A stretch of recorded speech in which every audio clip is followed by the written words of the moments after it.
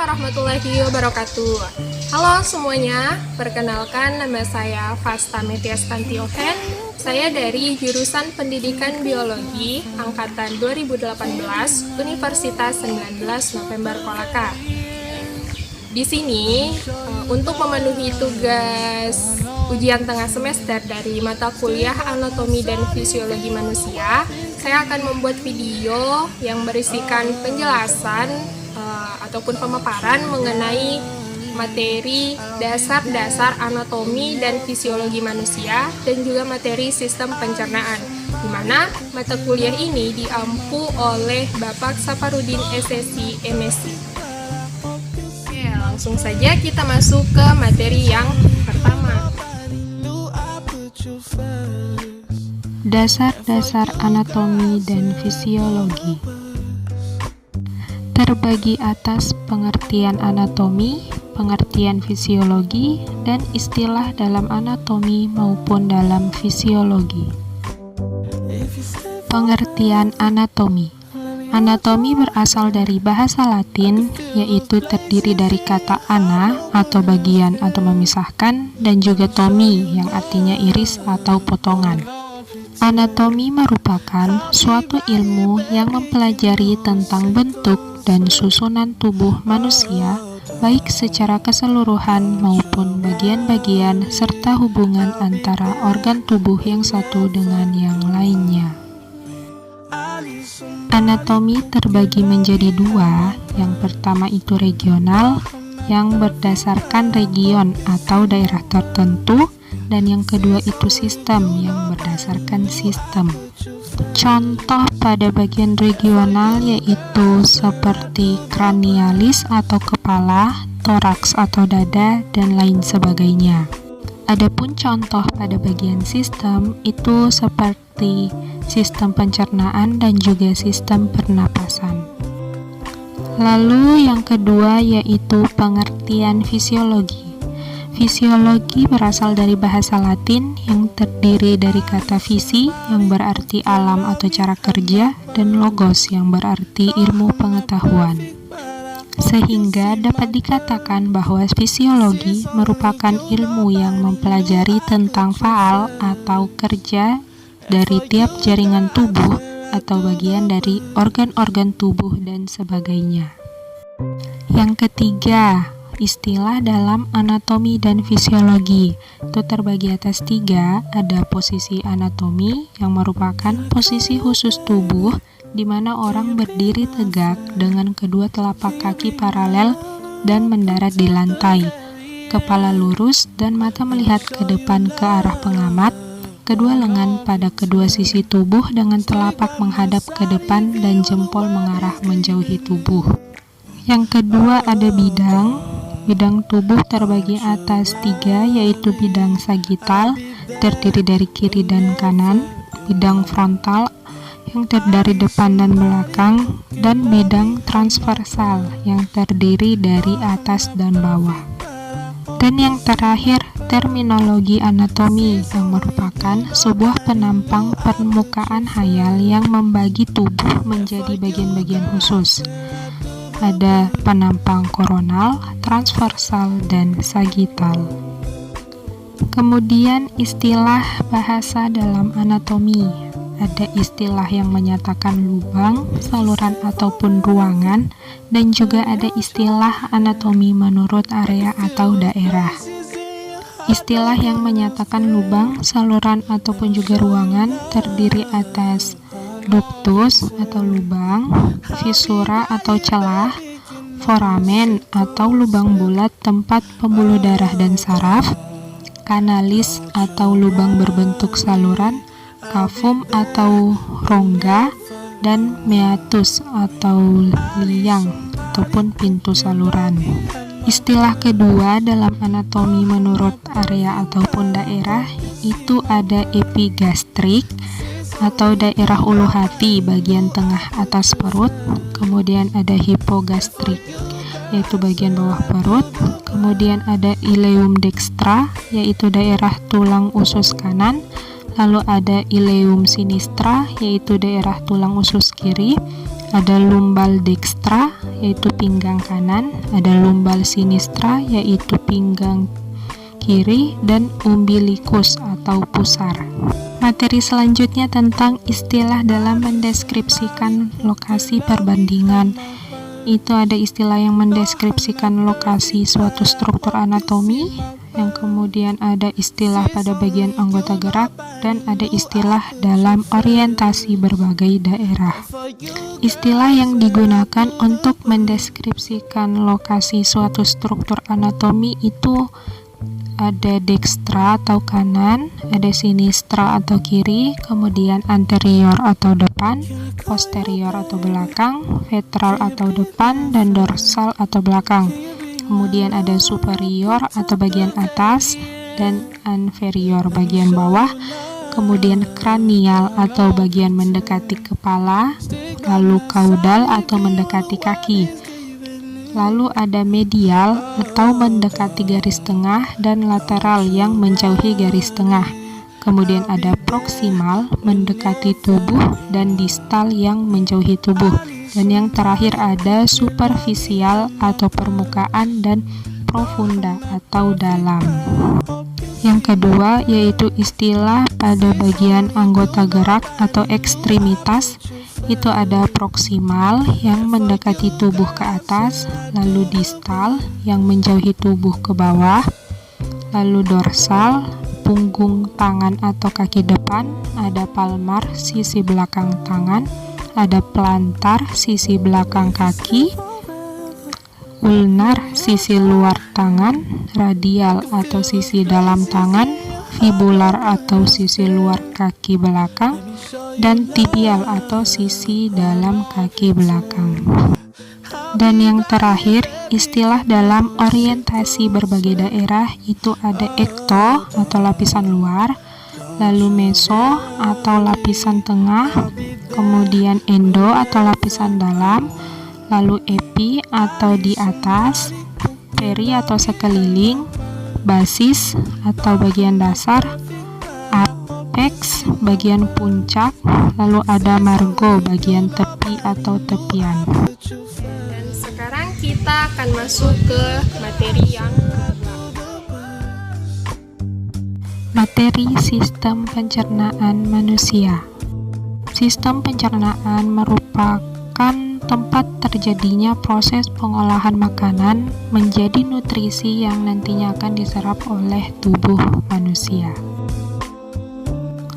Adapun fungsi dari sistem pencernaan, yang pertama itu untuk menelan makanan, kemudian menguraikan makanan dari molekul besar menjadi molekul kecil yang bisa diserap melalui membran plasma.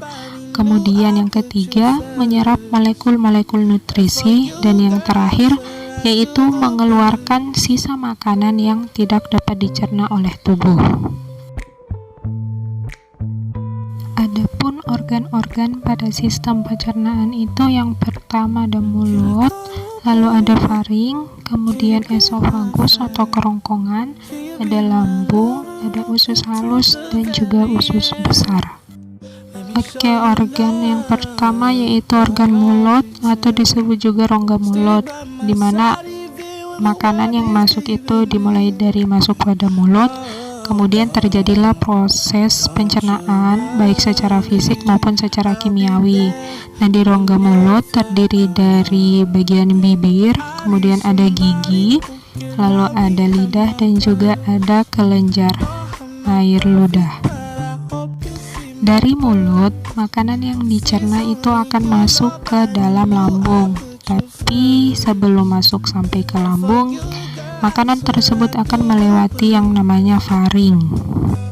Faring sendiri terbagi menjadi 3 bagian, yaitu nasofaring yang terletak pada posterior rongga hidung yang berfungsi sebagai jalan masuknya udara. Kemudian ada orofaring yang terletak pada posterior langit-langit lunak yang merupakan suatu lorong untuk udara dan makanan.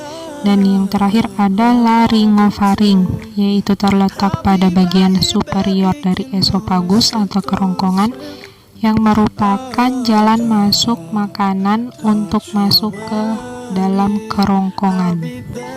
Makanan yang masuk ke dalam kerongkongan itu masuk karena adanya dorongan ataupun gerakan secara ritmis atau disebut dengan gerakan peristaltik, di mana gerakan ini akan mendorong makanan di sepanjang kerongkongan yang nantinya akan masuk ke dalam lambung.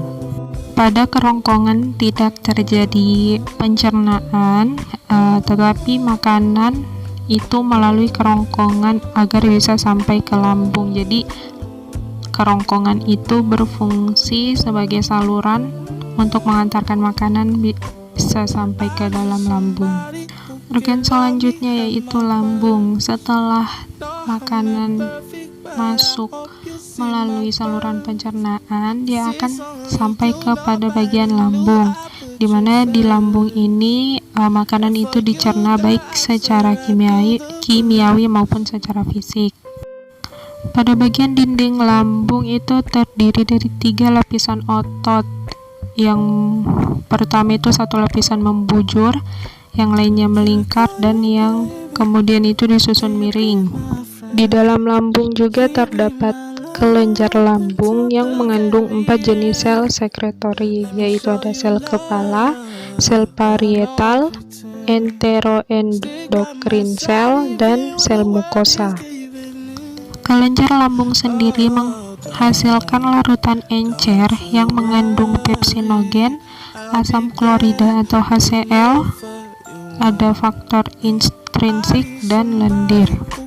Sel utama pada bagian lambung itu mengeluarkan pepsinogen, di mana pepsinogen ini nantinya yang akan mencerna protein.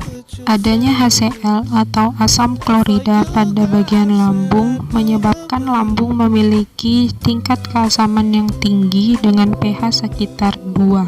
Asam klorida atau HCl tidak langsung mencerna makanan, tetapi dia mengaktifkan pepsin pada bagian jaringan ikat. Adapun kelenjar lambung itu menghasilkan hormon gastrin yang nantinya itu masuk ke pembuluh darah lambung yang disebar ke seluruh permukaan lambung. Gastrin ini berfungsi untuk mengatur kontraksi otot dan sekresi pada lambung. Setelah makanan dicerna pada lambung, dia nantinya akan masuk ke bagian usus. Makanan yang telah dicerna pada bagian lambung itu akan masuk ke bagian usus halus, di mana dengan gerakan yang sama, yaitu gerakan peristaltik, itu makanan akan masuk ke bagian usus. Usus halus terdiri dari 3 bagian, yaitu duodenum atau usus 12 jari, kemudian jejunum atau usus kosong, dan ileum, yaitu bagian terakhir dari usus halus. Ketiga bagian dari usus halus tersebut memiliki tugas masing-masing, di mana duodenum bertanggung jawab untuk melanjutkan proses pemecahan makanan atau pencernaan makanan, dan untuk jejunum dan ileum ia bertanggung jawab untuk proses penyerapan nutrisi ke dalam aliran darah.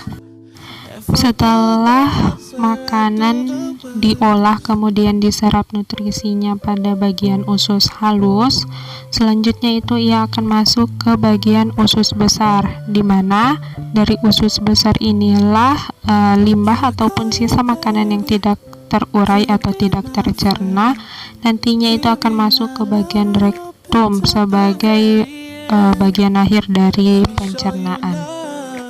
Usus besar terbagi atas 3 bagian, yaitu sekum, kolon, dan rektum. Pada sekum itu berbentuk seperti kantong yang menghubungkan ileum, yaitu bagian terakhir dari usus kecil, kemudian kolon, yaitu usus besar yang paling panjang, dan rektum, yaitu ujung dari usus bagian kolon. Selanjutnya, aksesoris organ pencernaan atau organ tambahan yang membantu di dalam proses pencernaan. Organnya itu ada pankreas dan juga hati. Pankreas berfungsi untuk mengeluarkan insulin dan juga glukagon yang berperan sebagai hormon untuk menjaga kadar glukosa darah dalam keadaan normal, di mana pankreas mensekresikan natrium bikarbonat atau NaCO dan enzim pencernaan pada semua jenis makanan. Pankreas juga menghasilkan 3 enzim pencernaan, yaitu tripsin, kimotripsin, dan karboksipeptidase dalam keadaan tidak aktif. Tripsin diaktifkan oleh enzim enterokinase, kemudian nantinya tripsin mengaktifkan kimotripsin dan karboksipeptidase sehingga mampu mencerna protein dan bisa diserap oleh tubuh.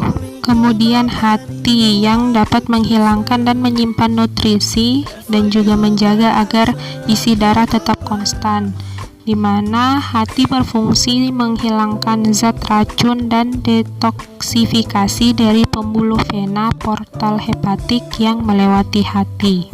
Selain itu, hati juga dapat menghapus dan menyimpan zat besi dan vitamin A, D, E, dan K yang larut dalam lemak. Kemudian membuat protein plasma dari asam amino, membantu mengatur jumlah kolesterol dalam darah, dan juga mempertahankan tingkat glukosa darah. Hati juga menghasilkan empedu atau getah empedu yang disimpan di dalam kantung empedu. Itulah tadi video materi saya tentang dasar-dasar dari anatomi dan fisiologi manusia dan juga materi tentang sistem pencernaan. Lebih dan kurangnya mohon dimaafkan. Billahi taufiq wal hidayah. Wassalamualaikum warahmatullahi wabarakatuh dan see you.